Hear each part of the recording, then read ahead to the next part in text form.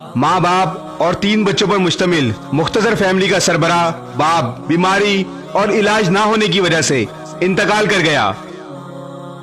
बाप के इंतकाल के बाद 3 दिन तक पड़ोसियों ने खाना भेजा। कुछ दिन जैसे तैसे गुजारा हो गया, फिर फाके पड़ने लगे, जिसकी वजह से 8 साल का बेटा सख्त बीमार हो गया। भाई को बीमार देखकर 5 साल की मासूम बच्ची ने मां से कान में पूछा, अम्मी भाई कब मरेगा? मां की ममता तड़प गई और बच्ची से पूछा, ऐसा क्यों पूछ रही हो?